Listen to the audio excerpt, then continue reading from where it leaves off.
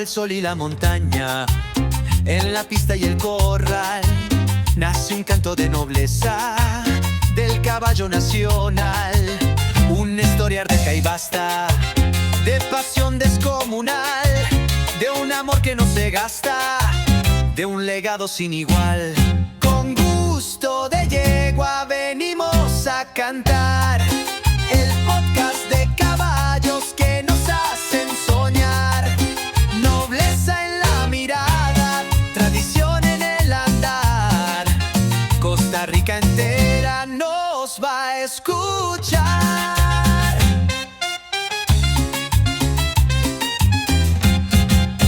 De la doma a la crianza, del jinete al criador, hay un mundo de cultura hecho de respeto y amor. La medicina y la ciencia son los temas de ocasión, con actores que merecen toda nuestra admiración. Con gusto de yegua venimos a cantar el podcast de caballos que nos hacen soñar. Nobleza en la mirada, tradición en el andar. Costa Rica entera nos va a escuchar. Son fuerza y libertad, compañeros sin final. Con sus pasos representan un orgullo nacional. Con gusto de yegua venimos a cantar un legado de caballos que no morirá jamás. De la historia a la cultura, su espíritu brillará. En la tierra costarricense su andar perdurará.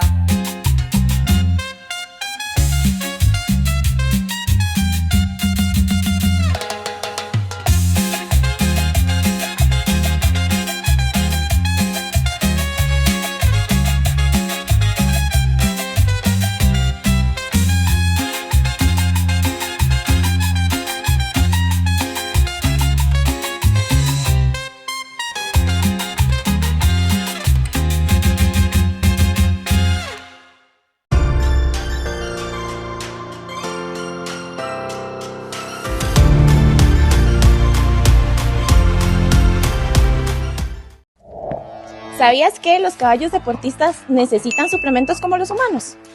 Por eso te recomendamos Pre-Racing, que contiene vitaminas, aminoácidos y minerales, ideal para mejorar su rendimiento en competencias. Media jeringa al día 5 días antes y una completa 3 horas antes del evento.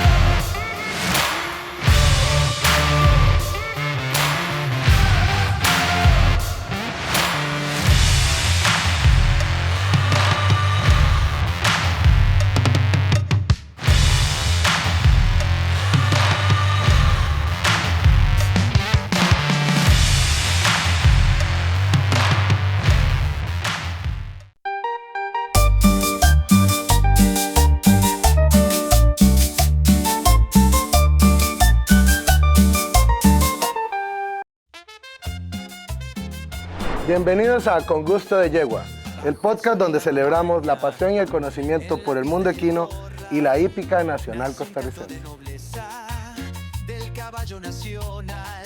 Exploraremos la grandeza del caballo iberoamericano,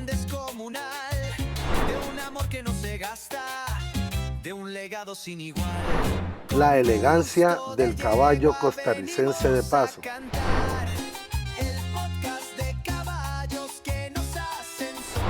la tradición del pura raza español.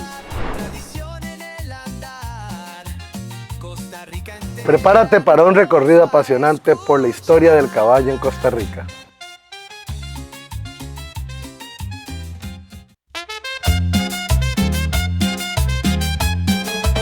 Bajo el sol y la montaña, en la pista y el corral, nace un canto de nobleza del caballo nacional. Una historia arteca y basta. Hola, buenas tardes amigos. Bienvenidos a un programa más de Con Gusto de Yegua Podcast. Un espacio que hemos abierto para conocer un poco de la historia del caballo en Costa Rica y de los personajes que han hecho grande esa historia. El día de hoy contamos con el honor de tener un gran veterinario, bueno, vamos a llamarlo veterinario podólogo, porque tal vez esa no sea la palabra correcta, ahora el doctor nos va a explicar un poco, pero lo importante es que es una persona llena de mucho conocimiento, de mucha academia, mucha experiencia, que tiene mucho que compartir con nosotros en un tema que es tan importante para todos los caballistas. Sabemos que la salud de los animales, de los caballos, entra por lo general, entra por la boca y por los cascos. Entonces, pues, les presento al doctor Ramón Batalla. Un placer tenerlo acá. Muchas gracias. Y bienvenido, doctor. ¿Cómo está? Muy bien, muy bien. Muy contento de estar aquí. Gracias. Doctor, para empezar este programa, cuéntenos un poquito sobre usted, sobre su origen, dónde nació, cómo fue su infancia. Sí, bueno, yo tengo 48 años, nací en San José. Está joven, sí. Estoy joven todavía, claro. A veces el cuerpo no rinde lo mismo, pero uno trata de convencerse de que hay que seguir adelante, ¿verdad? Los chiquitos lo necesitan, a uno todavía no puede parar de bretear. Pero no, yo nací en San José. Lo que pasa es que mi familia es una familia que históricamente han sido finqueros. Entonces, desde que yo estaba pequeño y que me recuerdo, yo acompañé a mi papá a las fincas todo el tiempo y crecí entre el ganado y los caballos y siempre me gustó mucho todo eso y yo recuerdo pequeñito, mi papá me mandaba con los peones a trabajar en un caballito que va en la finca, manso, y ahí me daban horas y de eso fue como lo que me amarró a este amor y esta pasión que es lo que uno tiene por los caballos, que es lo que hace que uno pueda aguantar todas las dificultades alrededor de vivir de esto, ¿verdad? Que uno es apasionado y le encanta. Y tiene gusto de yegua. Exactamente, completamente. Completamente. Doctor, bueno, usted tiene un apellido bastante pesado en la historia del caballo en Costa Rica. Todos conocemos a su familia. Sí, su tío abuelo, don Tomás Batalla, sí, y su abuelo, don Fernando sí, Batalla. Correcto. Cuéntenos un poco sobre esa relación y cómo fue esa convivencia de niño con ese ambiente caballista de tan alto nivel. Sí, bueno, lamentablemente mi abuelo murió muy joven. Mi abuelo murió en 1986, el día que cumplió 50 años de vida, en su cumpleaños. Y mi abuelo era, una persona muy especial, era uno de esos, podía hacer todo, manejar fincas desde un radio y era todo un verdadero también apasionado, le encantaba el ganado, le encantaba experimentar, trajo una de las primeras vacas pardo suizo de Estados Unidos, para lechería, y junto con el hermano de él, con mi tío Tomás, fueron los primeros en importar caballos españoles, y en empezar con esta afición. Pero bueno, lamentablemente mi abuelo murió, y cuando mi abuelo muere, un poco como la afición tan fuerte a los caballos se pierde, pero en ese momento mi papá se hace cargo de la finca y yo sigo creciendo con la finca y yo ya tenía muy claro que lo que me gustaba eran los caballos, que yo quería estudiar veterinaria y que quería trabajar con caballos. ¿Qué edad tenía usted para cuando sucedió eso, que su abuelo falleció? 9 años. Ah, ok. Sí, señor, estaba pequeñito, sí, claro. Y después, a ver, su abuelo era ganadero y caballista. Sí. Al igual que su tío abuelo. Exactamente. Pero su tío abuelo después conformó, bueno, para mí, tal vez la ganadería más grande, sí, en dimensión, ¿verdad? Sí. De caballos españoles. Siempre lo he recordado como, yo lo llegué a conocer a su tío abuelo. Sí. Y lo recuerdo como el exportador más grande de caballos españoles en Costa Rica, en toda la historia. Sí. Y bueno, Ganadería 8 Estrellas, Sí. famosísima. Usted ahí también andaba entre los caballos españoles, Sí, esos. claro, claro, por supuesto. Yo digo que si mi abuelo hubiera vivido, hubiera tenido un recorrido igual a Tío Tomás, ¿verdad? Porque Ujú. era igual, eran Igual de apasionado. apasionados emprendedores, esos que le entraban con ganas a todo este, pero sí, Tío Tomás, por la vida larga que gracias a Dios tuvo, de ahí siguió metido en eso y siguió moviendo esa pasión y trayendo caballos y vendiendo caballos y esos son mis recuerdos de la niñez y de la juventud, claro que sí. Ok, y dígame una cosa, doctor, ¿y cómo fue su introducción ya en la parte académica? ¿Dónde estudió? Sí, ¿Por qué lugares pasó? sí, señor. Yo siempre tuve claro desde niño que quería estudiar veterinaria y resulta que como mi abuelo murió, mi papá se hizo cargo de la finca y mi papá siempre tuvo una visión que iba un poquito más como a cambiar el rumbo de la finca, que el ganado y eso no iba a tener el futuro que otro tipo de desarrollo industrial o cosas así podía tener en nuestras tierras que nos quedaron de mi abuelo. Entonces mi papá me aconsejó que no estudiara veterinaria y me trató de convencer varios años, pero fue un poco desastroso porque traté de estudiar otras cosas y me volví experto en recreo y en inventarme a ver cómo salirme, Sí, hasta que finalmente logré convencerlo de que si sí, queríamos salvar nuestra relación, que vivíamos en choque, que tenía que yo quería, dejarlo ser feliz. sí, exactamente. Entonces, finalmente empecé a estudiar veterinaria. En ese tiempo, la escuela privada, la que se llama San Francisco de Asís, que es la primera escuela privada de veterinaria de Costa Rica, estaba abriendo su primer grupo y yo empecé al primer grupo. Y no empecé en la Universidad Nacional porque había un proceso ahí de generales y yo ya había estudiado administración y había perdido un poco el tiempo, entonces no quería atrasarme más. Entré a la escuela privada, que por suerte mi papá me apoyó, siempre con la condición de que tenía que demostrar que era lo que yo quería, ¿verdad? Mediante buenas notas, etcétera. Y entré a la escuela San Francisco de Asís, a la escuela de veterinaria. Fui el primer grupo en graduarme.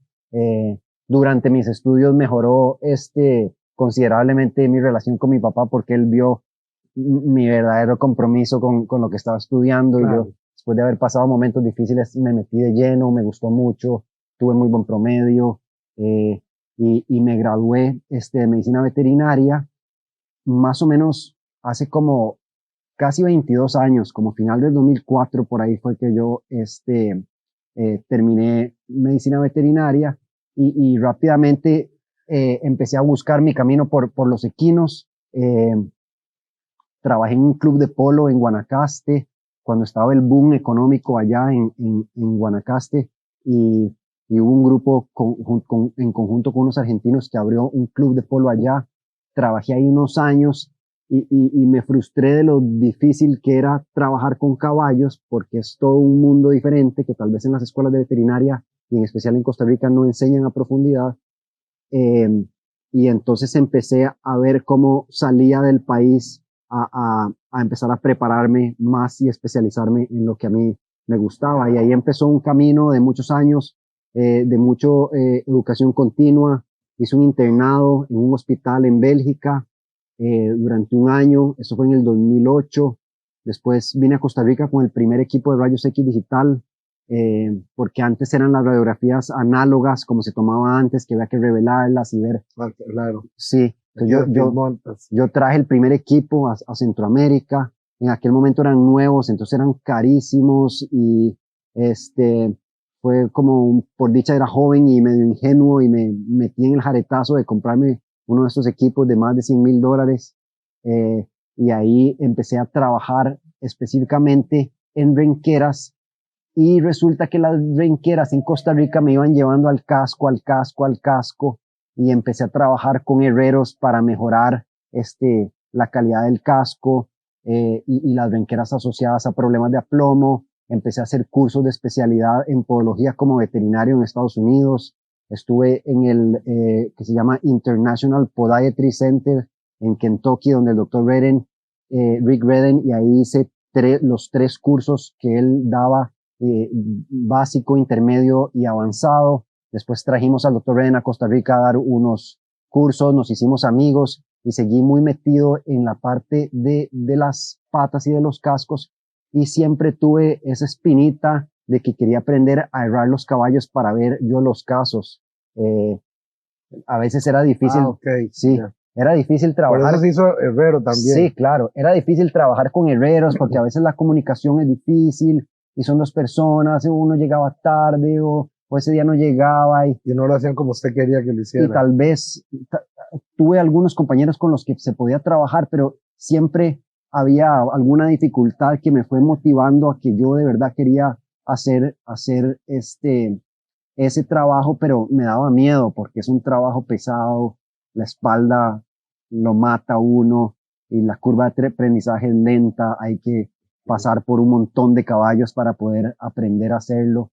Pero vieras que en el 2017 tuve un problema de salud a donde empezó con una apendicitis, me operaron por la laparoscopía y después de la apendicitis me dio como una torsión del intestino, como un cólico de un caballo me dio. Se me torció el intestino. Entonces tuve que entrar otra vez al hospital de emergencia, me pusieron una sonda nasogástrica como le ponemos a los caballos. Es algo que nunca se me va a olvidar y que no se lo deseo ni a mi peor enemigo, porque no hay nada más incómodo que tener una sonda que va de la nariz al esófago. Entonces tuve lo mismo que un cólico, me operaron, me cortaron un pedazo de intestino y cuando salí de esa cirugía me sentí demasiado en un punto en que no sabía qué iba a hacer de mi futuro, si iba a tener futuro o no, qué iba a pasar con mi vida y gracias a que me empecé a recuperar de eso, yo dije, no puedo dejar cabos sueltos ni cosas en mi vida que yo diga, lástima que hubiera hecho esto, y agarré el coraje y me fui para Estados Unidos a hacer un curso. Para darle más fuerza. Sí, claro. Me fui para Estados Unidos a llevar un curso formal de herraje en escuelas que hay allá bien establecidas, y estuve 2 meses llevando un curso de herraje. Era un poco el curso más rápido, pero yo ya estaba casado con mi esposa, por dicha no tenía chiquitos porque no me hubiera ido. Claro. Ahora no me gusta dejar a mis hijos menos por tanto tiempo, pero en este momento se dieron las cosas, me fui y después volví a Costa Rica y desde entonces me he dedicado más específicamente al campo de la podología, que aunque no es una especialidad en medicina veterinaria que todavía esté definida como tal, ya hay un grupo de profesionales en Estados Unidos y internacionalmente, y yo soy uno de ellos, que estamos haciendo un esfuerzo porque el Colegio de Médicos Veterinarios en Estados Unidos nos acepte la podología como una especialidad establecida, como lo es ortopedia, como lo es medicina interna. Claro. Por eso cuando lo presenté, sí, exactamente, estaba un poquito con temor de utilizar la palabra, digamos que sí trabajo, que sí soy un podólogo equino, pero no está como definido como tal. Un título. Sí, pero básicamente me ponen en una posición en la que soy veterinario y también soy herrero y utilizo las herramientas de las 2 especialidades en una, y eso me ha dado, gracias a Dios, mucho trabajo y mucho éxito en casos difíciles que me toca al día a día enfrentar en Costa Rica, que es un país. Es definitivo. Bueno, yo particularmente lo digo con toda la experiencia porque yo lo utilizo en mi ganadería y definitivamente en casitos es diferente, por más buen herrero que sea, porque hay muy buenos herreros en Costa Rica. Claro. Pero no tienen el conocimiento de medicina, lógicamente, como lo tiene usted. Además de que usted ha pasado por lugares donde se ha logrado desarrollar muchísimo más. Sí, claro. Creo que ha tenido experiencia laboral también en podología, mucho en Estados Unidos, ¿verdad? Sí, gracias a todo esto, que yo siento que cuando uno tiene una meta bien definida de qué quiere hacer, nada lo detiene, ¿verdad? Entonces yo siempre eso le digo a la gente, busque su norte, solo usted sabe, y cuando lo tenga, vaya en contra de viento y marea, porque eso le va a abrir puertas en el camino que usted necesita ir. Y la verdad es que a mí, gracias a Dios, se me abrieron muchas puertas en el camino por por esa insistencia y necedad mía en ir a este congreso, en ir al otro, en hacer el esfuerzo económico por todo esto. Y entonces he podido crecer mucho, conocer, tener muchos contactos y avanzar mucho en mi carrera en mi especialidad. Sí. Bueno, gracias por esa pequeña introducción, bueno, buena introducción. Sí, señor. Vamos a dar un espacio, un momentito, para unos anuncios de nuestros patrocinadores y ya regresamos.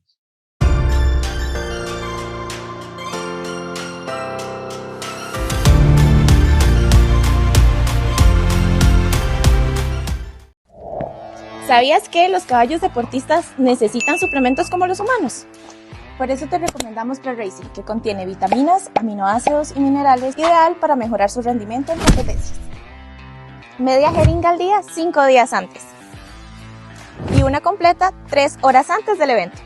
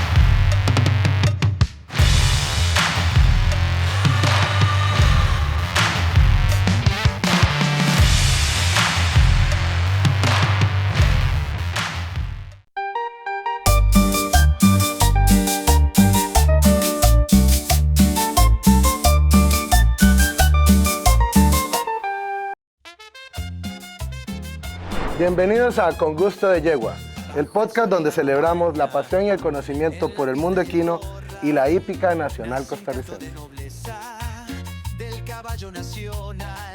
Exploraremos la grandeza del caballo iberoamericano,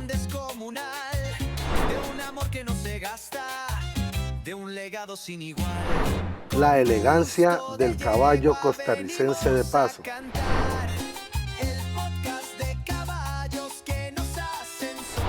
la tradición del pura raza español. Prepárate para un recorrido apasionante por la historia del caballo en Costa Rica. Bueno, ya volvemos, así que sigamos con el tema, doctor. Háblenos sobre esa experiencia que ha tenido usted. Sí, resulta que en uno de los tantos congresos de podología que fui en Estados Unidos, conocí a algunos de los veterinarios herreros que trabajan en un hospital en Kentucky que se llama Root and Riddle Equine Hospital, que es uno de los hospitales más grandes privados de caballos en Estados Unidos. Tiene unas instalaciones impresionantes en Lexington, que es la cuna de los caballos y de la belleza por los campos y los caballos de carreras y la plata, una maravilla de hospital. Llega todo tipo de caballo, cuantos millas, de carreras. Sí, todo tipo de caballo. De todo menos de paso. Sí, exactamente. Bueno, de vez en cuando tal vez hay algún aficionado, un peruano que vimos por ahí, pero allá es un poco caballos de deporte y principalmente caballos de carreras que se ven, ¿verdad? Entonces, resulta que este hospital, que tiene como 70 veterinarios a tiempo completo trabajando, tiene un departamento de podología donde tiene un grupo de veterinarios herreros que trabajan específicamente en el tema de podología, y gracias a que yo los contacté y que había tenido un buen recorrido durante mi vida, me dieron la oportunidad de irme para Estados Unidos a hacer bueno, en realidad era algo más a largo plazo, pero por otras razones que les puedo contar tuve que venirme un poco antes de tiempo.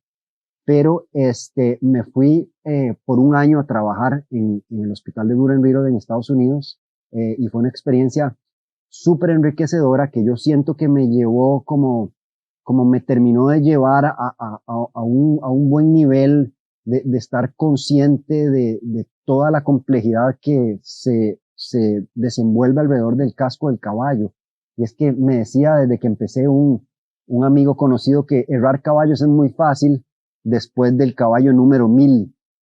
Ya al 1001 ya es más fácil. Ya sabe. Sí, Entonces yo pasé un periodo de una curva de aprendizaje medio lenta, porque muchos en Estados Unidos hacen la escuela de herraje como yo hice, pero después hacen lo que se llama un apprenticeship, que es que trabajan con un profesional por 1 o 2 años más, con un salario relativamente bajo, pero es para aprender todo, todo el arte, Ujú, antes de irse solos a desempeñarse, ¿verdad? ujú. Y yo me salté eso. Yo volví a Costa Rica y yo empecé de la nada a agarrar caballitos de la finca, caballitos y a sufrir, porque es una curva de aprendizaje difícil, es duro, la espalda se cansa mucho, las posturas, si uno no está cómodo debajo del caballo, el caballo se pone incómodo, entonces uno se pone incómodo porque el caballo está incómodo y se crea un círculo vicioso donde ya entonces el caballo no se deja y uno no puede terminar. Bueno, es que estamos hablando de dominar un animal de Sí, 400 kilogramos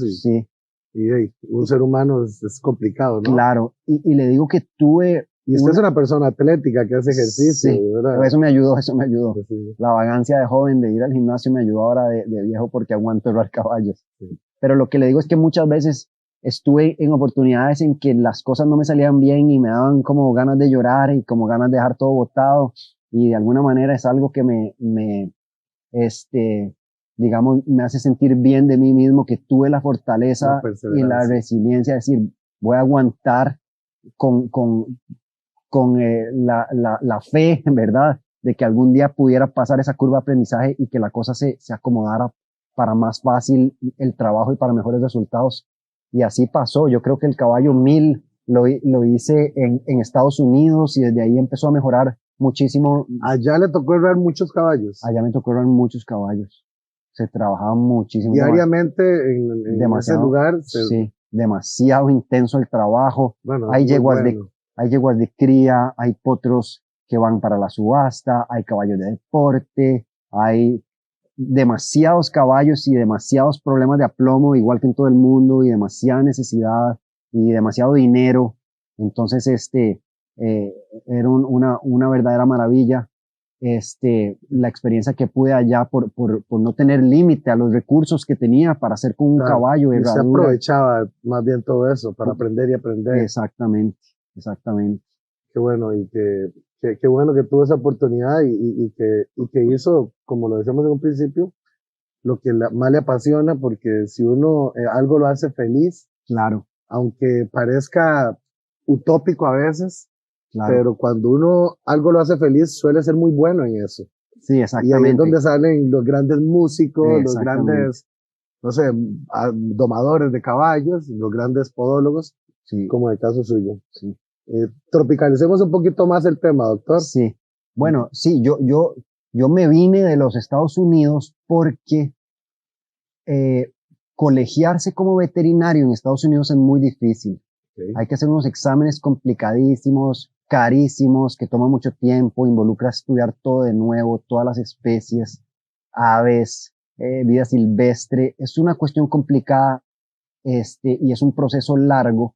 Y yo estaba trabajando como asistente, aunque en realidad me desempeñaba como veterinario, y la carga de trabajo es demasiado grande y el pago al asistente no tanto. Entonces yo estaba sacrificando un montón de tiempo con mi familia. Ya para ese momento tenía un hijo, mi primer hijo, Okay. pequeñito, que tenía 3 años, y para mí era importante estar con él y verlo crecer, y el trabajo no me estaba permitiendo eso porque era demasiado intenso. Yo no le puedo explicar, ahí hay miles de caballos necesitando atención siempre. Y yo trabajaba muchísimo, muchísimas horas, no tenía una muy buena remuneración económica, vivir en Estados Unidos es muy costoso, el sueño americano no es tan fácil como a Claro. veces lo quieren pintar, o quién sabe si de 10 personas una tuvo suerte y pegó el sueño americano, pero hay otros 9 que están breteando como locos para mandar Bueno, platica para allá. aparte que ahora la cosa se ha puesto más complicada, Sí, sí, pero sí, bueno, ya es un tema sí, sí, político y que no vamos a claro, entrar. claro, exacto. Y entonces, ¿en qué año Y entonces se vino de yo vuelta? regresé de Estados Unidos, ya tengo 4 años de estar aquí. Yo fui casi que durante la pandemia, despuésito de iniciada la pandemia, ya después regresé a Costa Rica y tengo casi como 4 años de estar aquí. y ha sido bien interesante porque pude traer todas las herramientas de lo aprendido allá a aplicarlo acá, lo que se puede y otras cosas. Aquí no hay, bueno, cuando usted me hablaba de que allá tenía toda la cantidad de recursos, ¿se refería por el hospital en sí o porque el mercado estadounidense tiene de todo? Por todo. Digamos, hay cosas que acá no pueda conseguir que se tiene que estarlas mandando a través de allá. Por supuesto. Y allá teníamos cada herrero tenía su carro con su cajón especial que se llama rig, y en estos cajones hay todo, fraguas y máquinas, todo lo que un taller móvil que los herreros pueden utilizar, y además hay una variedad de productos, todas las plantillas del mundo, todas las botas del mundo, todo lo que uno se puede imaginar está ahí. Y en Ruden Riddle, que es el nivel más alto, nosotros teníamos una bodega que usted ponía su código y entraba a esa bodega y era una maravilla, y usted cogía lo que usted quería y lo echaba al carro. Parecía chiquito en Toys. Exactamente, era una locura, una belleza, porque qué tratamientos para hongos, oeste, el que usted quisiera. O sea, había de todo, plantillas, gomas. Entonces eso era súper enriquecedor porque, y además usted iba a una finca donde los caballos eran muy costosos, donde los caballos ganaban premios de mucho dinero. Entonces decían, ¿qué? Temblando haciendo las cosas. Claro. Me imagino. Sí. Bueno, gran responsabilidad, pero me refiero a que no es un cliente que le va a decir, no tengo presupuesto para eso. No, le dicen, haga lo que usted quiera. Sí. Haga lo que usted quiera. Tiene que recuperarme ese animal. Y después me pasa la cuenta. A mí no me importa.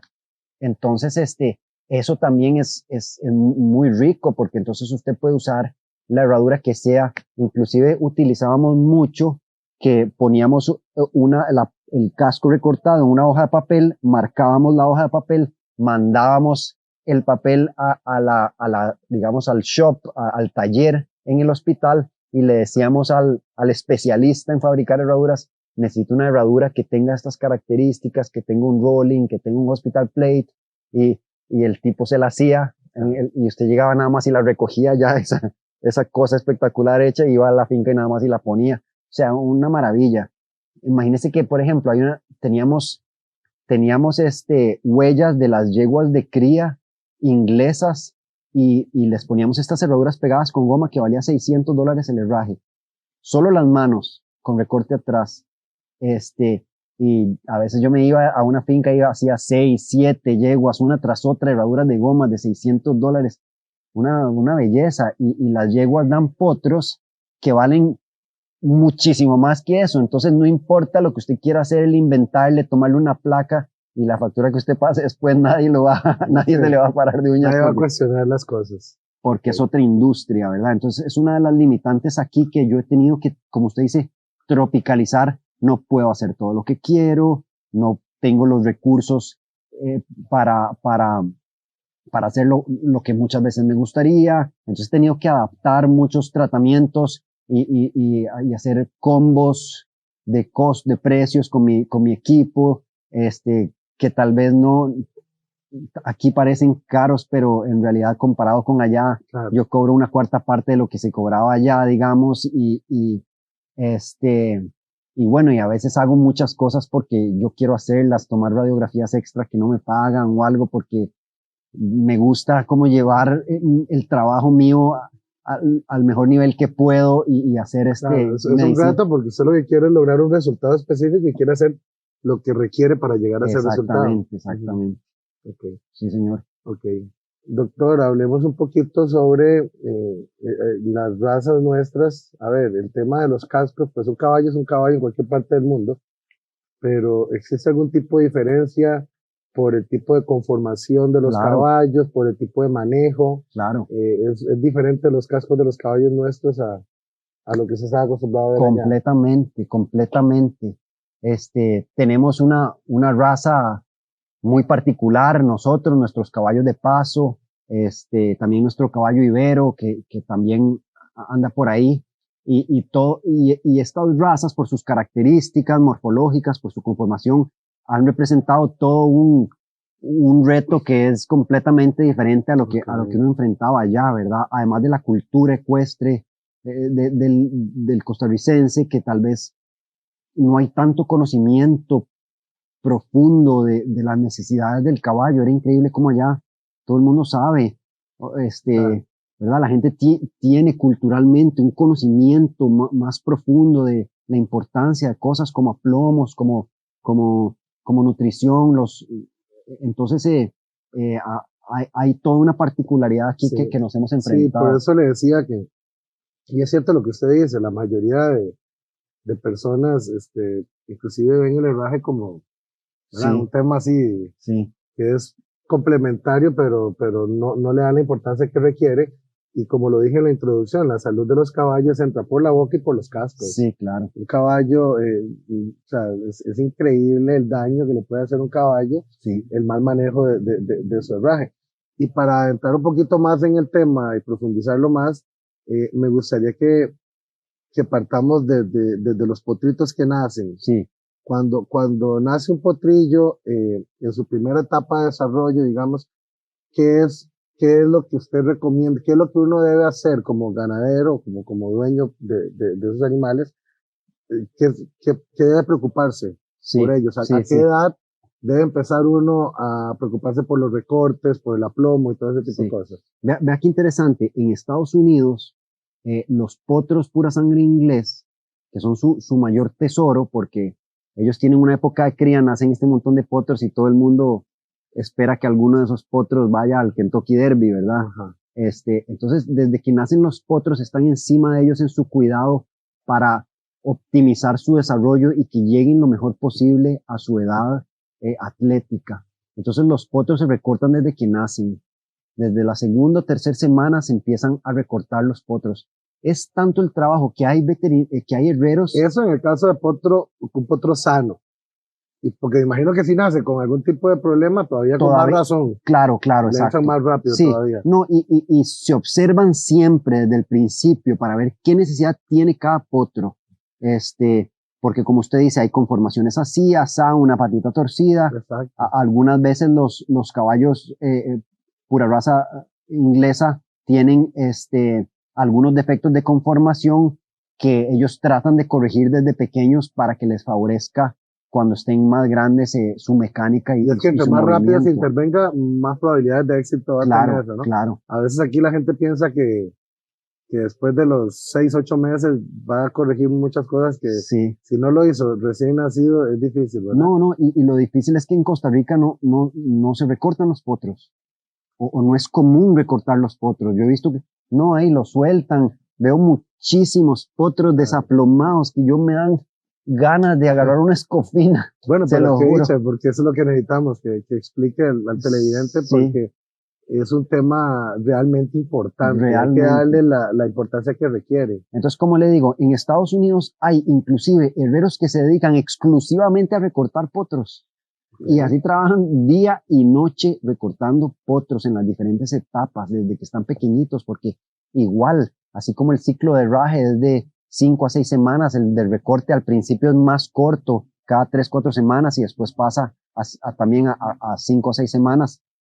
Pero el recorte constante, el casco es una uña que crece y que muchas veces el crecimiento causa un desbalance del casco, y si uno no lo está recortando y no lo está acomodando, puede tener consecuencias que afecten el desarrollo de ese casco, que predispongan a lesiones más jóvenes o que disminuyan el potencial del animal, porque ya muy joven hay problemitas que no podemos corregir. Entonces ellos no se esperan a que eso suceda. Y aquí en Costa Rica yo he visto digamos, con las características conformacionales que nuestra raza tiene, es para que hagamos lo mismo.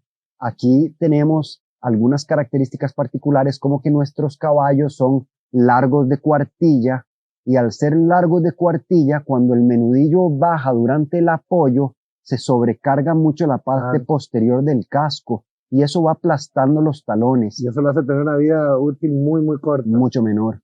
Entonces, cuando usted pone a una parte del casco bajo presión, crece menos. Y cuando la otra parte que no tiene presión, crece más. Entonces estos potros están con su cuartilla larga, cargando esos talones. Los talones no crecen tanto, pero entonces el dedo crece y empiezan con esa conformación defectuosa de dedos largos, talón remetido, se pierden los alineamientos y desde potros ya llevan esa desventaja y en muchas ocasiones nunca los corregimos hasta que ya están adultos. Y muchas veces la gente le echa la culpa a la genética del caballo y tal vez fue un problema de manejo desde pequeño. Sí, o nosotros tenemos herramientas para luchar contra esa genética e irlos ayudando desde joven y es muy fácil porque ellos están además que se amansan. A veces llega los caballos de nosotros costarricenses son tan difíciles de tratar y de amansar o de errar porque son muy nerviosos. Esos caballos los manejan tanto desde pequeñitos que ya están acostumbrados. Yo erraba a unos ingleses jóvenes que yo decía, este potro me quiere matar en este momento y me mata, porque eran unas máquinas así de 2 años y aún así se comportaban bien porque han tenido un manejo tan intenso desde que están pequeños que también se acostumbran y bueno, es beneficio para la longevidad del caballo. Sí, es muy interesante los temas que nos explica el doctor y bueno, ahorita quisiera que nos hable un poquito sobre el desarrollo de los potros, de cuándo es que se debe empezar a herrar un animal y bueno, y otra cosa que le quería preguntar era sobre el tipo de pisos donde se crían nuestros caballos y cuándo se debe empezar a herrar. El herraje sabemos que es un mal necesario. Sí, señor. Entonces quiero que me hable después de estos comerciales, que me explique un poco acerca de eso. Claro que sí, muy bien.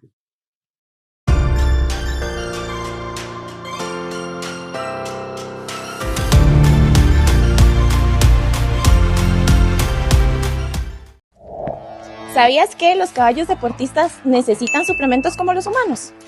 Por eso te recomendamos ProRacing, que contiene vitaminas, aminoácidos y minerales, ideal para mejorar su rendimiento en competencias. Media jeringa al día 5 días antes y una completa 3 horas antes del evento.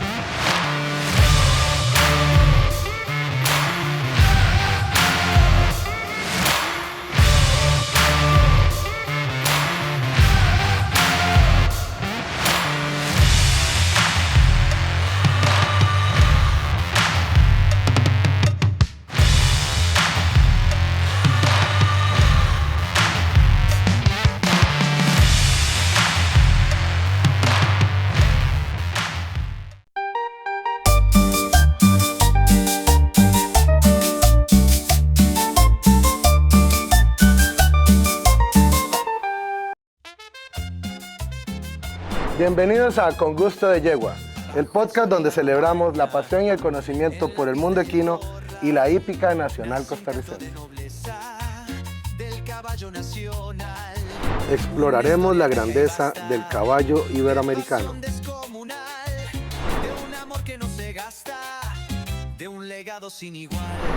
La elegancia del caballo costarricense de paso.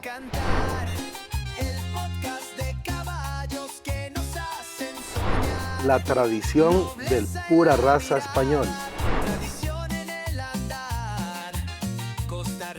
Prepárate para un recorrido apasionante por la historia del caballo en Costa Rica.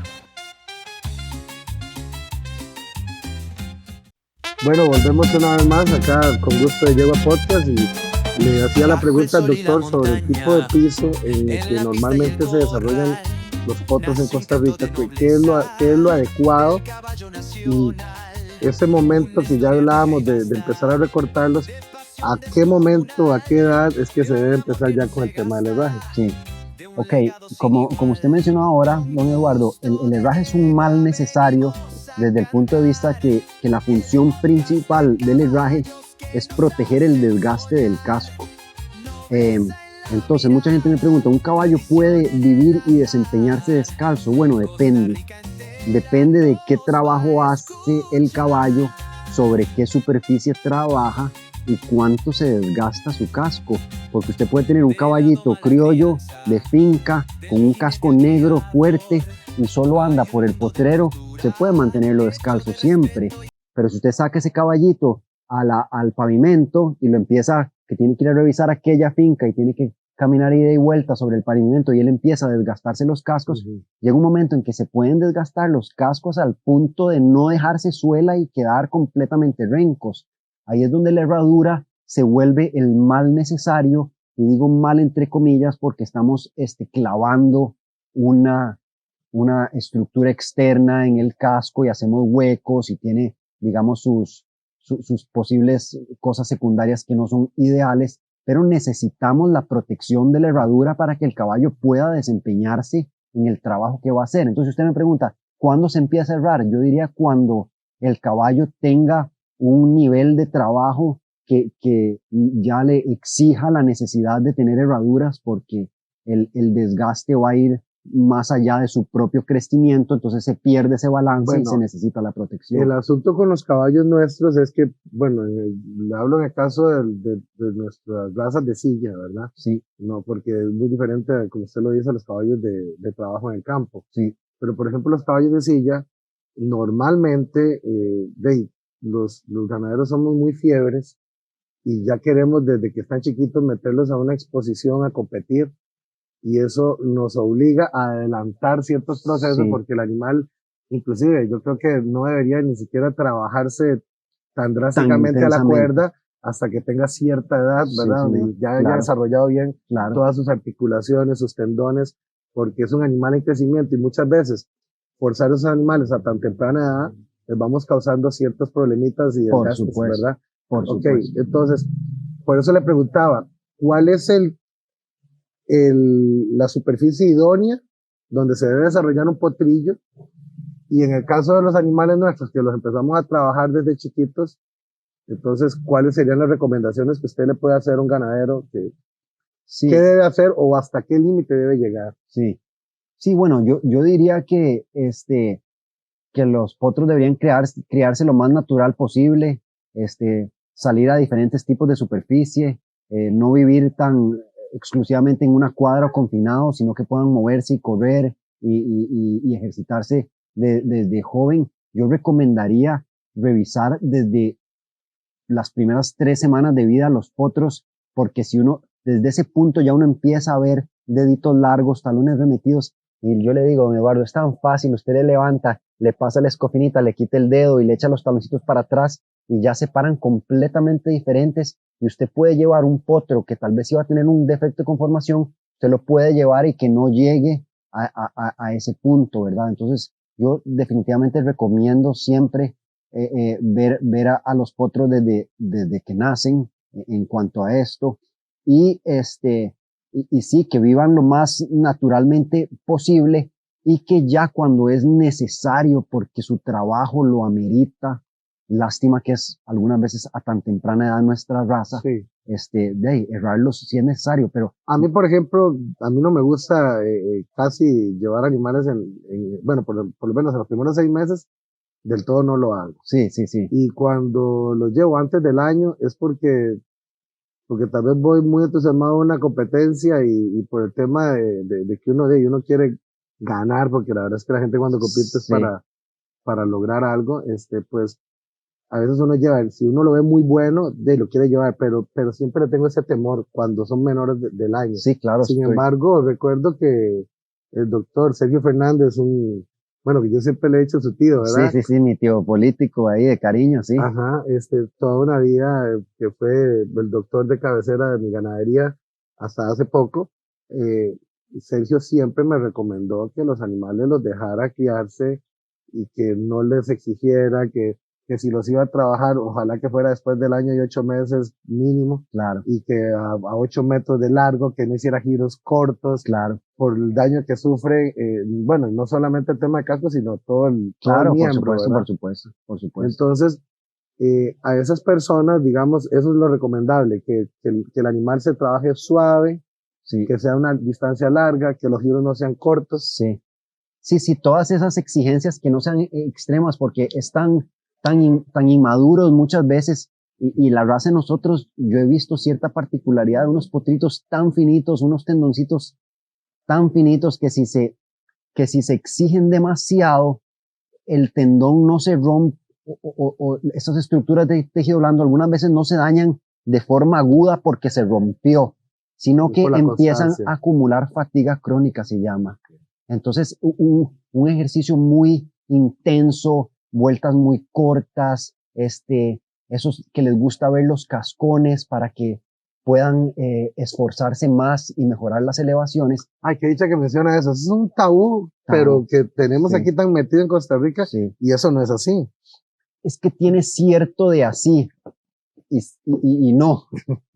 Porque usted ha visto que en Estados Unidos hay unas razas que les ponen unas razas de trote, saddlebreds o algo así, que les ponen unos paquetes de raje así enormes, pesadísimos, y que más bien todas las protectoras de animales han ido en contra de esto porque es muy antinatural, pero el caballo anda unas pesas en el casco que tiene que hacer un movimiento exagerado para poder mover esas herraduras. Entonces, hasta cierto punto, un caballo con un casco muy largo tiene que hacer un esfuerzo aún mayor que un caballo bien aplomado para levantar el casco, porque entre más largo sea el dedo, más crece la palanca. Y la palanca desde el punto de vista biomecánico, yo no sé si usted se acuerda de las leyes de la física, pero hay una ley que dice, la tercera ley de Newton, por cada fuerza o acción hay una reacción de la misma intensidad, pero en sentido opuesto. Entonces, cuando tenemos una palanca muy larga, la fuerza de reacción del suelo, que es la que opone nuestro peso, la fuerza de gravedad, se pone muy hacia adelante en el casco y crea un estrés. Entonces el animal tiene que hacer un esfuerzo grande por vencer esa palanca. Y eso algunas veces puede dar una impresión de que el caballo hace un andar más adornado, más elevado, digamos. Pero eso es a costas de salud de tejidos blandos. Eso va rompiendo y va causando un daño terrible. Sí, porque entre más larga sea la palanca, más estrés tienen los flexores. Aparte que al dejarla larga también va deformando la posición natural, ¿no? Claro.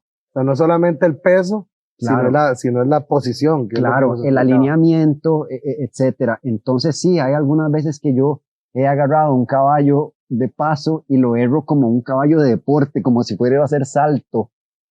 Entonces le quito el dedo largo, le dejo la herradura bien posicionada debajo de la columna ósea y les mejora tanto la mecánica que les facilita el movimiento. Y entonces sin ningún dolor, sin ninguna molestia. Como cuando anda uno un zapato con una suela bien amplia. Un buen tenis en comparación.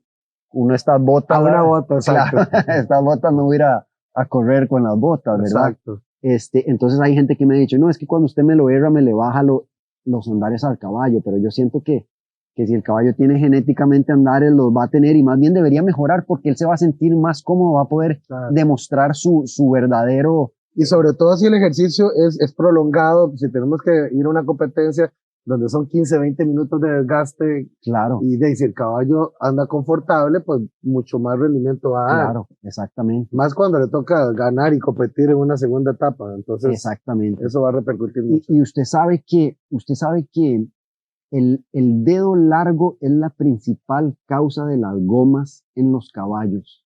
Okay. El dedo largo es la principal causa de las gomas en los caballos, porque el dedo largo crea una palanca más larga y entre más larga es la palanca, más tensión tiene el flexor digital profundo, el tendón principal.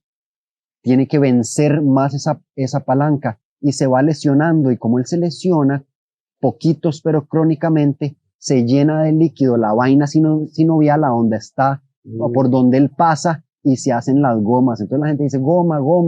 Bueno, una goma es una inflamación de la vaina sinovial por microlesiones del tendón flexor digital profundo que está bajo estrés por esos dedos tan largos. Y eso no debería existir. O sea, eso sí o sí es un mal manejo. Exacto, es mal manejo. Porque de verdad hay gente que piensa que hay líneas de caballos que genéticamente simplemente tienen gomas por sí.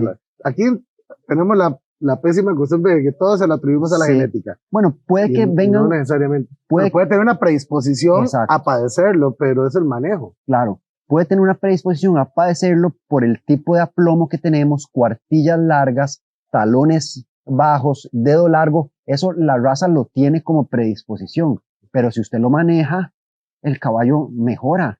Eso varía, por ejemplo, en el caballo iberoamericano y ya en el caballo español es Sí, diferente. sí, Por sí, tener más- señor. por tener mayor Tiene fortaleza una de tendones, de hueso. Sí, señor, tiene una conformación diferente el caballo español y el porcentaje de este tipo de cascos aplastados y dedo largo que vemos en español es mucho mejor que el que vemos en nuestro caballo. Es que nuestro caballo es un porcentaje bien alto de esta prevalencia que tenemos. Y resulta que vea qué interesante, el herrero erra la cápsula del casco y deja las cerraduras cortas para que el caballo no se alcance.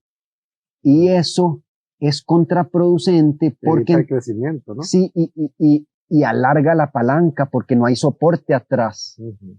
Entonces toda la herradura está allá adelante y tras de que el caballo ya está colapsado, la herradura está allá adelante. Entonces seguimos con estas fuerzas biomecánicas, que es lo que yo le hablo, con la fuerza de reacción del suelo todavía más adelante, constantemente poniendo estrés sobre esos flexores, ¿verdad? Doctor, todo eso que hemos venido hablando es lo más común que usted encuentra en Costa Rica. Ujú.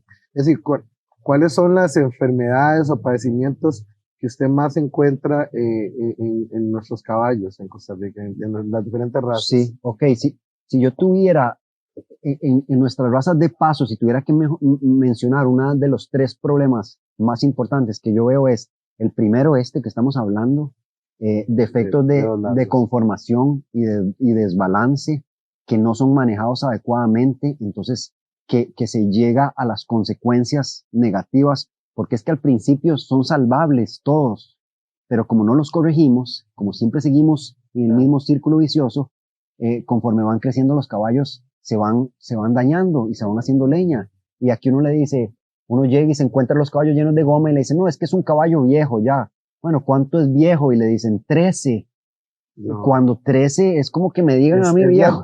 Sí, bueno, yo siempre he dicho, el caballo entre los 12 y los 15 años es su mejor etapa atlética. Es su mejor etapa atlética. De hecho, uno lo ve en las competencias internacionales de doma y de deporte olímpico, Sí, por ejemplo. Claro, Casi todos los caballos superan los 13 años de edad en Claro. los que compiten. claro. Que es cuando ya tienen más bien la madurez necesaria y la doma suficiente para dar su mejor rendimiento. Y como son caballos que desde potros han sido cuidados de forma correcta, es cuando explotan su Exacto. mejor potencial. Es como el jugador de fútbol de ahora, que se cuida bastante a los 30 años, de los 30 a los 35 años, puede que tenga su mejor etapa. Sí, de claro, rendimiento. por supuesto, por supuesto. No, y eso es muy cierto. Usted sabe que creo que en la última Olimpiada leí alguna estadística, oro y plata y bronce tenían 18 años o más. Imagínese, y aquí los caballos, después de los 9, 10 años, la gente empieza a llamarles viejitos. Sí, Y porque eso ya es empiezan a totalmente tener un montón, equivocado. ya empiezan a tener un montón de problemas que se pudieron haber prevenido con un buen manejo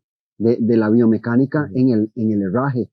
Es complejo lo de la biomecánica, pero yo he tratado de enseñarle a todo el mundo, de dar charlas a todo el mundo para tratar de que la gente entienda un poco la importancia de eso, porque, por ejemplo, yo le digo, como herrero, yo probablemente no soy muy bueno, comparado con los herreros que tienen 30 años de trabajar y más experiencia y toda la cosa. Pero ¿por qué me llegan a mí los caballos de todos ellos y yo los arreglo? Porque yo uso la biomecánica y ellos tal vez no entienden con que una herradura quede corta atrás de su base de soporte, ya estamos poniendo más palanca y ya está la fuerza de reacción del suelo trabajando en contra de nosotros. Entonces, este conocimiento es súper importante porque uno no solo puede mejorar el desempeño actual, sino la longevidad y la vida productiva de los animales. ¿Y cuáles son los otros problemas? Okay, y los otros más comunes que yo veo es la laminitis por síndrome metabólico, ahorita yo quiero que ese tema me lo amplíe bastante. Por caballos obesos. Pero síganme hablando de los problemas, sí. Por caballos obesos. Y también veo muy comúnmente un problema que se llama enfermedad degenerativa del ligamento suspensorio, Ajá, que es cuando se caen los menudillos, el famoso menudillo caído, y la gente ha tendido... O sea, cuando se vencen. Cuando se vencen, cuando se vencen. Y la gente ha tendido a normalizar el menudillo vencido o caído en nuestra raza, y es una patología súper importante y bien conocida y bien establecida, y tiene ciertas particularidades que también le voy a hablar un poquito de eso. Pero que nos agarramos con laminitis un poquito. Adelante. Ok. Bueno, en Costa Rica tenemos, me duele porque me duele ver lo que sufren los pobres caballos, pero también, la mayoría. pero también es lo que me da de comer. Tenemos demasiada incidencia de laminitis. Y la razón, provocada por culpa nuestra. sí, es por nuestro manejo. Es por nuestro manejo. Porque antes se decía que la mayor causa de laminitis en el mundo era lo que se llamaba la sobrecarga de carbohidratos, que era que un caballo se soltaba, llegaba al saco de concentrado y se comía medio saco de concentrado. Sí. Y eso lo que hace es que causa una disbacteriosis y se mueren bacterias y se da fermentación en el intestino, y esta muerte de bacterias hace que los detritos de las bacterias se absorban a la sangre, y eso actúa como toxinas y envenenan una unión laminar que pega el hueso con el casco por dentro. Eso se llama la unión laminar. Sí, las laminitas. Las por eso se le laminitas. llama laminitis. Por eso se llama laminitis, porque se inflama esa unión laminar y se rompe. Y el hueso ya no hay nada que lo sostenga dentro de la cápsula del casco. Y ahí es donde se da la rotación. falange. Exactamente.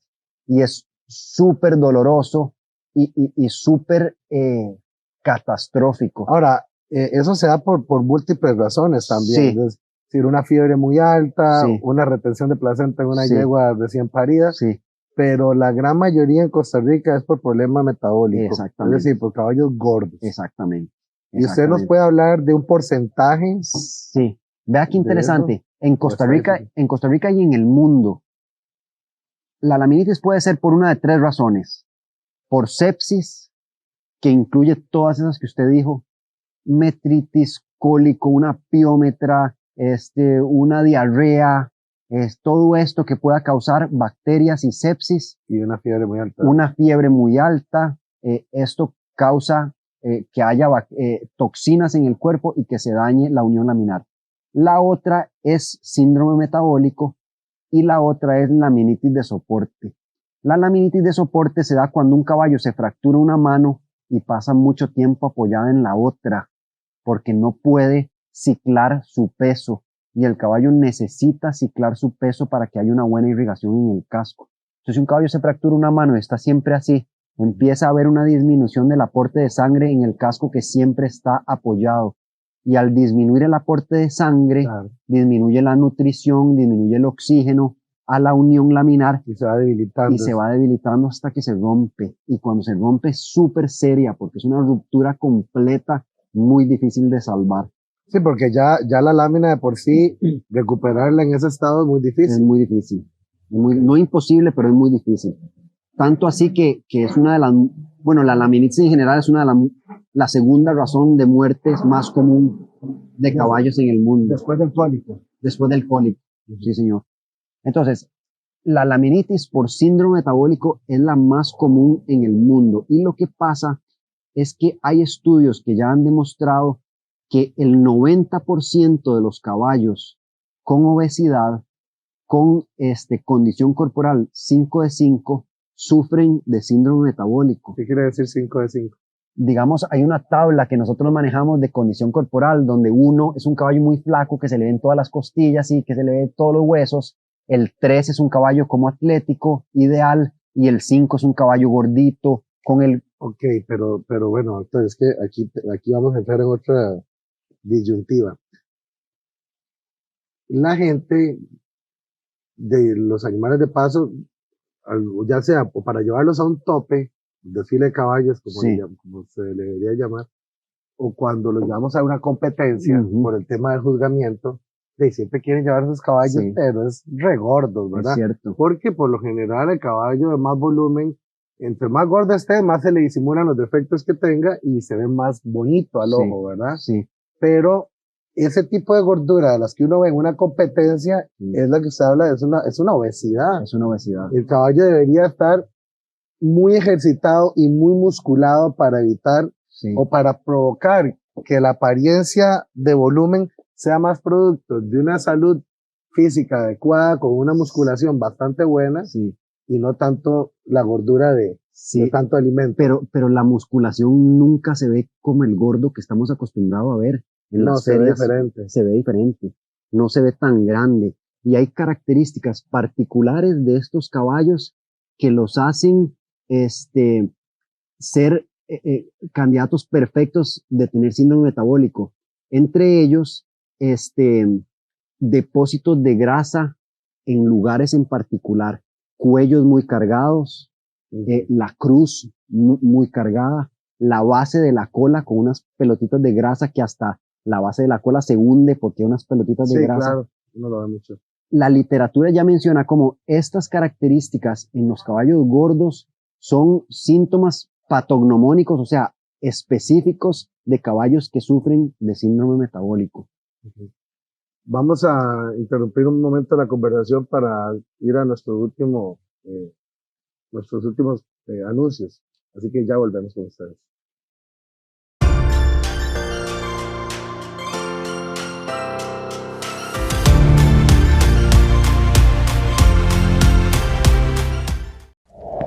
¿Sabías que los caballos deportistas necesitan suplementos como los humanos? Por eso te recomendamos ProRacing, que contiene vitaminas, aminoácidos y minerales, ideal para mejorar su rendimiento en competencias. Media jeringa al día 5 días antes. Y una completa 3 horas antes del evento.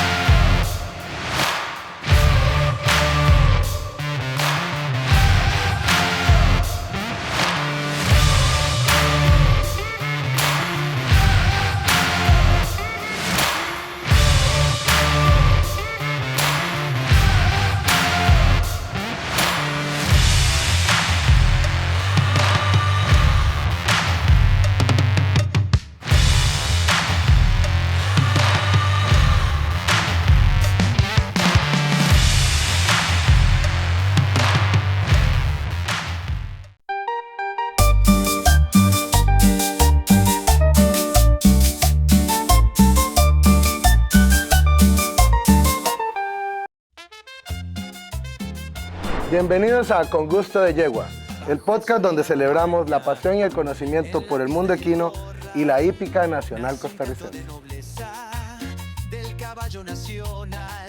Exploraremos la grandeza del caballo iberoamericano,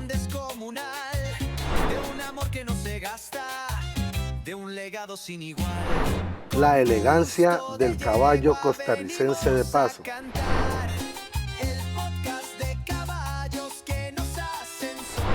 la tradición del pura raza español. Prepárate para un recorrido apasionante por la historia del caballo en Costa Rica. Ok, regresamos acá al programa, está el tema muy interesante. Sí. Doctor, usted nos habla de ciertas características que ya uno como criador, como dueño del caballo, uno tiene que ir notando y decir, bueno, ya, aunque se ve muy bonito, estoy causándole a mi caballo un problema serio en la alimentación. Sí. Cuando ya un caballo llega a ese punto, ¿qué es lo recomendado? ¿Cómo hacemos para devolverlo a, pero no simplemente dejar de darle comer, Sí. es darle de comer de una forma inteligente? Sí. Vea qué interesante, don Eduardo. Hay estudios que demuestran que el 90% de los caballos gordos tienen síndrome metabólico equino. Y lo que pasa en el síndrome metabólico equino es que sucede un problema que se llama resistencia a la insulina. Es similar a la diabetes tipo 2 en humanos. Y la forma en que se desenvuelve la enfermedad es muy parecida. Resulta que los caballos gordos y la cantidad de grasa en el cuerpo hacen que los tejidos se vuelvan resistentes a la insulina. ¿Eso qué quiere decir? La insulina es una hormona que circula por el cuerpo y que su función es agarrar la glucosa de la dieta y permitir que entre adentro de las células para que las células la puedan aprovechar para su funcionamiento. Es el carrito que lleva. Sí, exactamente. Exacto.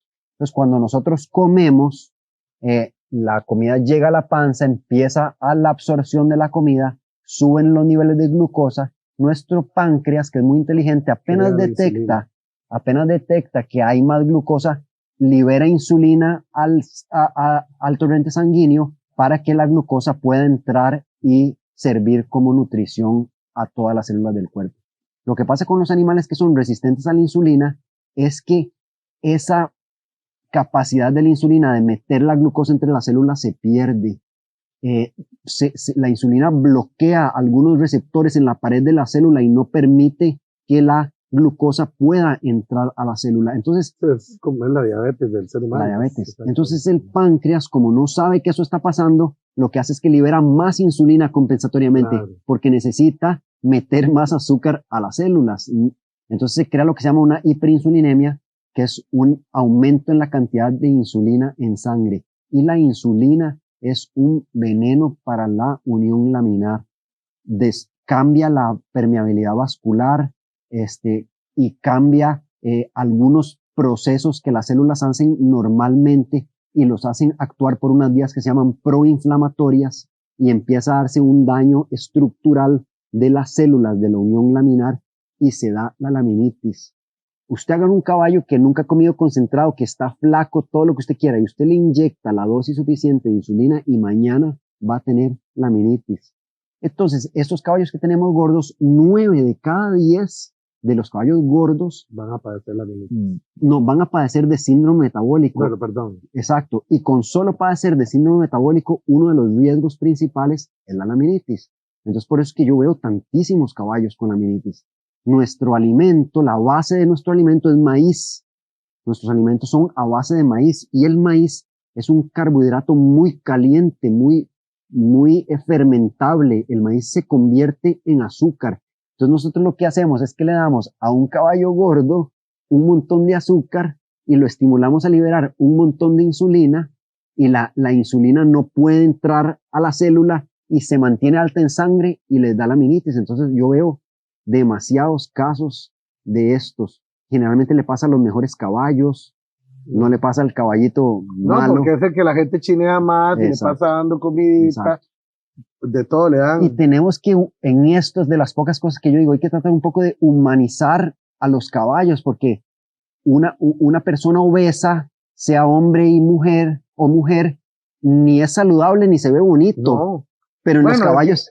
sí, ahí ocurre diferente, ¿no? Nosotros creemos que el caballo bonito es el gordo. Exacto. Pero no... debería ser entonces entre el número 3 y 4. Exactamente. Pero si usted pone un caballo 3.5 en una competencia donde los demás... Pues para atrás. Va para atrás. ¿Usted se imagina? Entonces ya la gente dice, no puedo llevar mi caballo flaco. Pero entonces tenemos un montón de incidencia de laminitis y de laminitis subclínica, que tal vez los caballos no tienen algunos problemas, no se desempeñan bien, pero no están rencos y nadie sabe qué está pasando, pero están sufriendo subclínicamente un problema de laminitis porque los tenemos en un manejo que les induce a la resistencia a la insulina. Sería un tema muy interesante para ver a nivel de asociaciones de caballos, para tal vez con, no sé, un poquito más de academia con los jueces, en el sentido de que de tratar de que exijan más bien una condición atlética y no tanto de obesidad. Sí.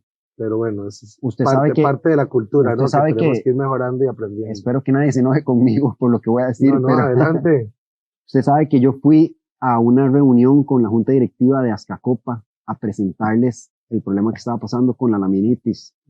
Que mucha gente me dice, ¿para qué les dices si siga habiendo caballos con laminitis?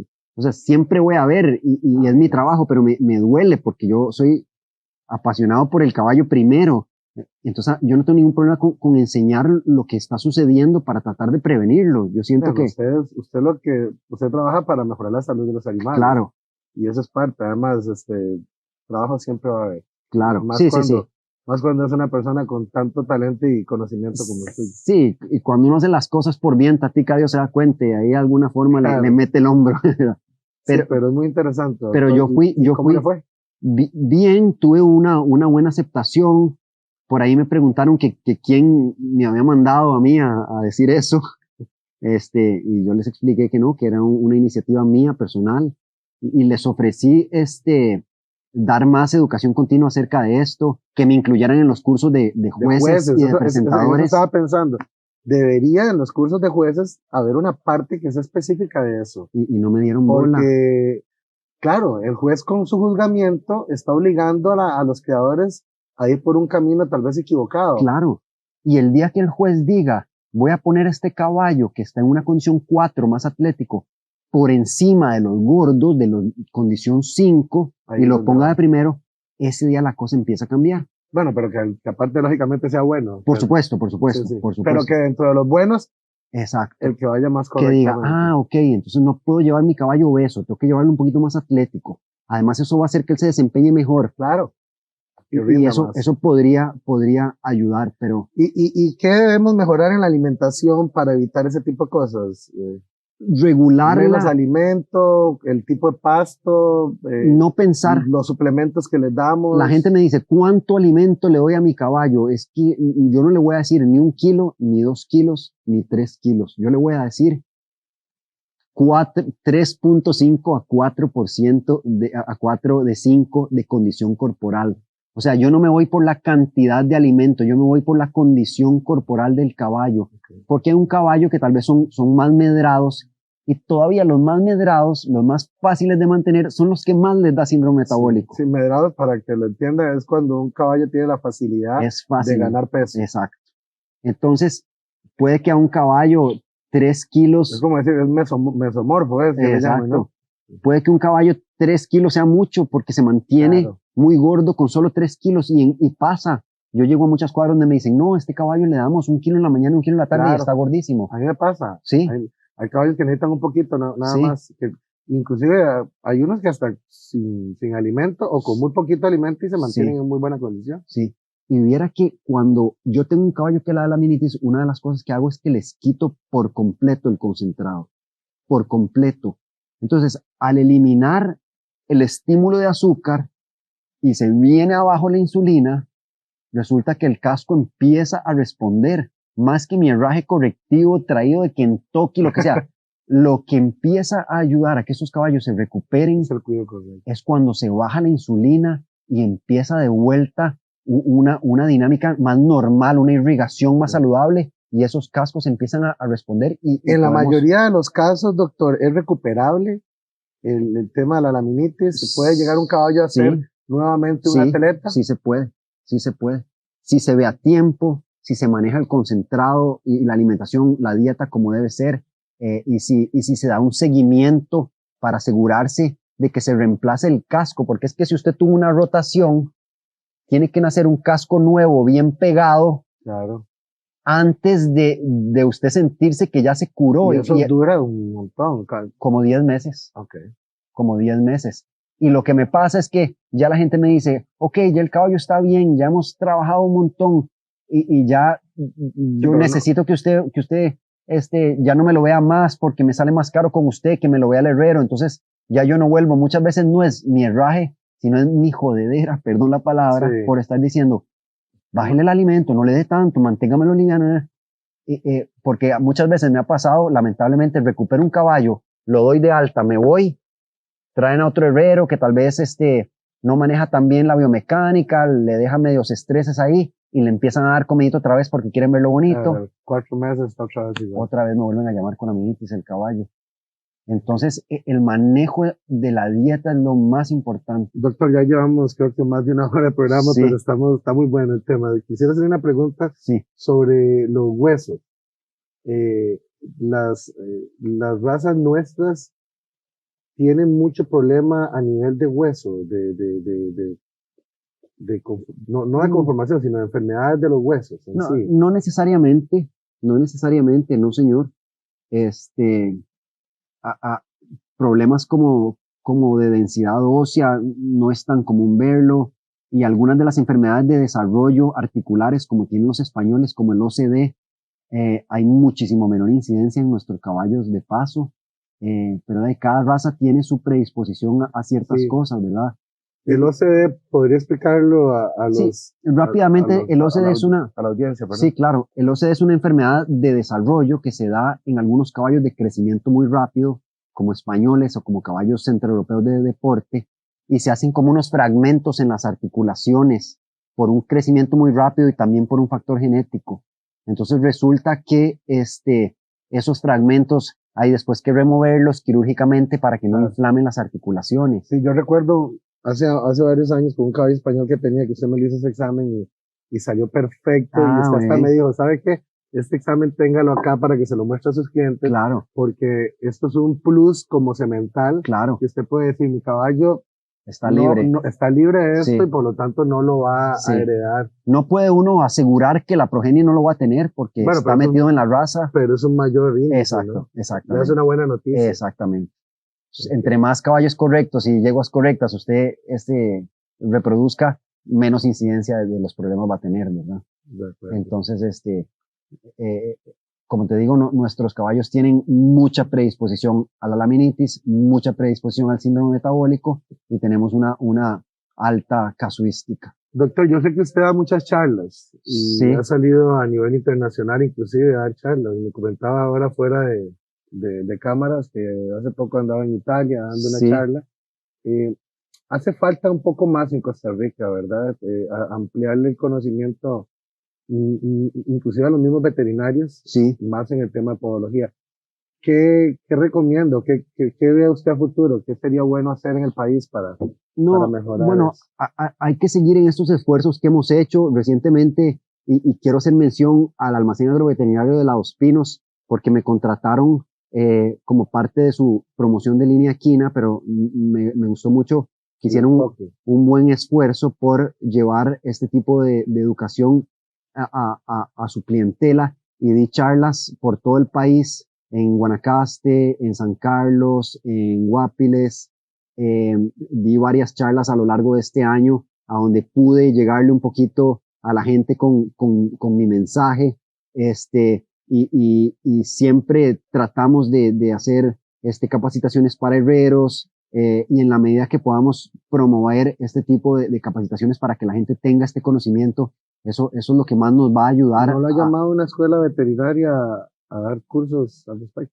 Digamos, ahora este cuatrimestre tengo estudiantes de rotación que están pasando tiempo conmigo viendo problemas de aplomo más específicamente, pero lamentablemente ha costado un poco como que las escuelas se metan mucho en esto de la podología y viera qué poco preparados salen los estudiantes, no saben absolutamente nada, y me he sentido contento de que algunos de los estudiantes que he tenido me han dicho, Doc, después de andar con usted unos días, ya no puedo evitar ver los aplomos de un caballo y decir, vea qué palanca más larga, vea el estrés que puede tener ese tendón, o vea qué yegua más gorda, cómo tiene depósitos de grasa esa yegua, es súper predisponente a síndrome metabólico y en cualquier momento le puede dar una laminitis. Entonces, sí, entre más podamos diseminar experiencias como esta que estamos teniendo ahorita, que ojalá le pueda llegar a mucha gente y la pueda observar para que por lo menos prenda un bombillito ahí de las cosas que tenemos y que podemos prevenir con nuestro manejo. Sí, bueno, definitivamente es mucho lo que nos falta por mejorar. Y, bueno, como usted lo dice, yo insto a las diferentes juntas directivas de las asociaciones y ya sea de una raza en específico o de cualquier tipo de deporte equino, que tratemos de educar más a la gente y aprovechar al doctor Ramón Batalla, que es un especialista en la materia, para poder mejorar la salud de nuestros animales. La verdad es que es una gran pasión la que tenemos y son como hijos nuestros. Entonces, preocupémonos un poco más por los caballos y a las personas que le está llegando este mensaje, ojalá hacer conciencia y promover más este tipo de charlas y educación. Podría hablar de esto un montón más. Primero porque soy muy fiebre y me gusta. Podemos hacer una segunda parte. Podemos hacer una segunda parte porque esta parte es muy importante. La enfermedad degenerativa del ligamento suspensorio, los menovellos caídos. Eso es una enfermedad que nuestra raza heredó del peruano de paso. Sí. Es una enfermedad a donde el ligamento suspensorio se degenera. Es una degeneración del ligamento suspensorio.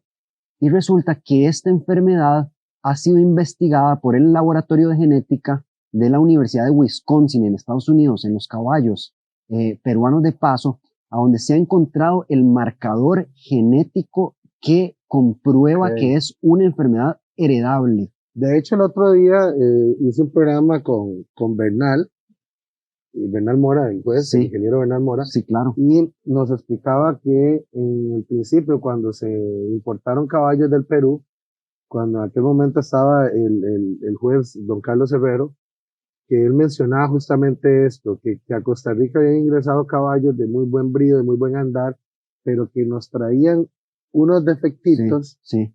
que no contábamos en el país, Sí. que no teníamos. Introdujimos eso a las razas nuestras y a partir de ahí comenzaron ese tipo de problemas. Sí. Tiene usted razón, o sea, sí es un tema genético. Sí. No solo lo introdujimos, sino que no somos conscientes. Sí, entonces no seleccionamos. Entonces no seleccionamos. Entonces en Costa Rica actualmente, por no decir lo peor, pero se nos salió de las manos el tema de la desmitis degenerativa, porque hay una alta cantidad de nuestra población de caballos que tienen los menudillos vencidos. Y eso, no solo es hereditario, sino que cuando un caballo se le vencen los menudillos, no hay nada que hacer para curarlo. Okay. No hay herraje correctivo, no hay recorte, no hay elevar talón, no hay extender talón. Nada lo cura. Es una enfermedad degenerativa que cuando les da es porque ya les toca y nada lo detiene. Y muchas veces lo que la gente me dice, ya no la puedo usar más, la voy a dejar para cría porque es muy buena. Lo que pasa es que sí, está bien, la deja para cría, pero eso significa que seguimos con el círculo vicioso, o hay garañones importantes que tienen los menudillos caídos. Entonces, nuestra raza está llenísima y lo veo demasiado y tengo mucha experiencia clínica en eso porque he visto el comportamiento de estos animales a través del tiempo, y es algo que tenemos que hacer conciencia, que nuestra raza lo tiene de forma desmedida y que deberíamos tratar de reconocerlo para ver de qué manera. Yo sé que es muy difícil, pero podemos tratar de ir seleccionando o por lo menos tener esa idea de que eso existe. A veces nos preocupamos por el mal de cuerda y el mal de cuerda da muy poquito y ni siquiera se sabe porque no hay estudios que lo hayan comprobado. Entonces hay mucha especulación y en Australia hay un mal de cuerda porque se comen una toxina. Entonces, no, pero don Eduardo, se sabe que es una enfermedad genética y es serio. Y es serio. Los caballos terminan su vida, las yeguas se les bajan esos menudillos. ¿Eso es fácil de detectar a temprana edad? ¿Simplemente caballos de cuartillas largas o qué otros síntomas? Caballos de cuartillas largas son más predisponentes. La raza es ya de por sí predisponente. Nuestra raza. Por el estilo de andar, tal vez, eso provoca que sí, también, más de eso. Exacto. El tipo de nuestros andares y de nuestras costumbres, de cómo los manejamos, ponen más estrés sobre estructuras que ya vienen predisponentes a fallar, y entonces por eso es que tenemos tantísimo, y es muy fácil. Si usted ve un caballo con los menudillos caídos, costarricense de paso, y que cuando camina, usted ve que ese menudillo se baja mucho. Y el eje podofalángico pasa tanto en las manos como en las patas. Sí, o sea, principalmente en las patas, pero pasa en las manos también y pasa en las cuatro. Si el menudillo está caído, es porque el ligamento suspensorio, que se llama ligamento suspensorio porque suspende al menudillo en su lugar, si el menudillo ya no está suspendido de arriba y está caído, ya el ligamento suspensorio falló. Muchas veces pensamos que es un tema de la edad. Sí. Y no es así. Sí, bueno, es que pensamos que es un tema de la edad porque antes se daba en los caballos más viejos, pero ahora yo lo veo hasta en caballos más jóvenes, que yo me quedo sorprendido cómo ya estamos empezando a tener caballos de 6 años. Y vea, me ha pasado así como para cerrar, después podríamos hablar mucho más de esto, pero yo le he dicho a un cliente, vea, esa yegua que usted tiene, ese caballo que usted tiene desmitis del suspensorio, es una enfermedad degenerativa y no sirve más, no hay cura. Y la gente se sorprende, no conoce, piensa que yo no sé qué intención puedo tener y se han hasta enojado conmigo. Y el otro día me contó un señor, un amigo, que en una cuadra grande en Liberia estaban hablando y un señor dijo, pucha, a mí Batalla me dijo que el caballo tenía ese problema y yo me enojé con él, no le creí, y vino otro veterinario y me le inyectó la articulación y vino un herrero y me le puso esta herradura y pasé un año haciéndole, gasté un montón de plata, el caballo no se curó y terminé al final quitando el caballo y le hubiera hecho caso. Usted dice que la enfermedad no se cura, es decir, cuando llega a cierto punto, pero sí se puede prevenir, doctor, ¿o no? Tampoco. No, señor. O sea, no hay nada que hacer. Tal vez se puede prevenir. Prolongar un poquito. Exacto.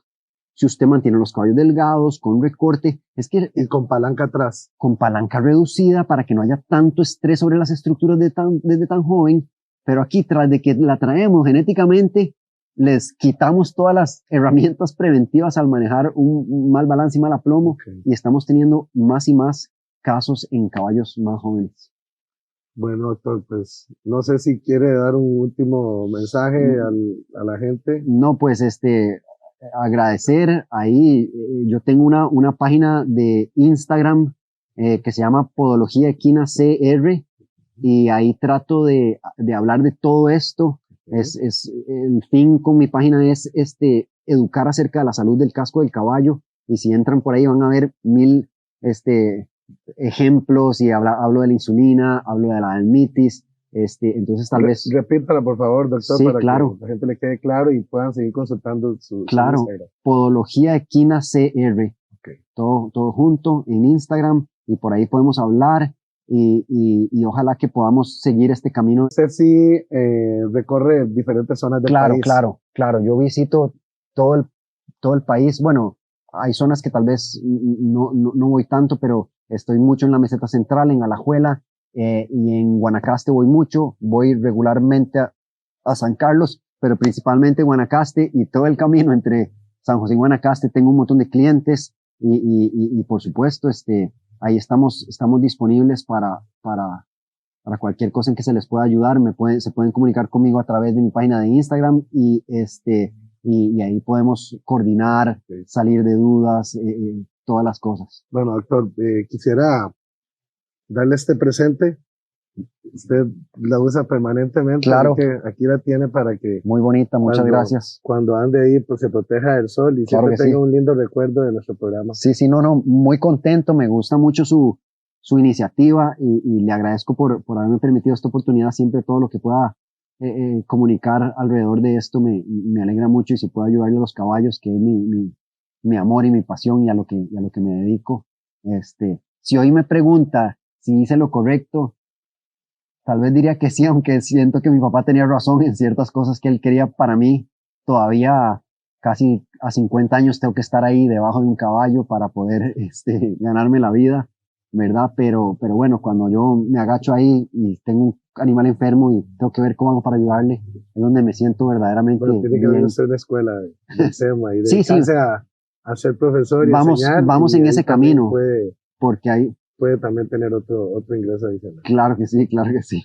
Pero en fin, doctor, le agradezco mucho porque esto es lo que le da sentido a este podcast. Sí, señor. La idea del podcast no es solamente reflejar la historia de los caballos en Costa Rica, sino de buscar la manera de ayudarle al criador, al herrero, al médico, al domador, en fin, a todos aquellos que nos dedicamos a esta pasión tan hermosa que es andar en medio de los caballos, los que tenemos gusto de yegua, pues que podamos desarrollarnos de una mejor manera, y si vemos que estamos cometiendo un error, pues que este programa sirva un poco para modificar esos hábitos y lograr una mejor salud de nuestros animales. No me queda más que agradecerles a ustedes por su tiempo, y al doctor también por asistir a nuestro programa, y nos veremos dentro de 2 semanas en otro recorrido apasionante por el mundo del caballo en Costa Rica. Muchas gracias. Muchas gracias.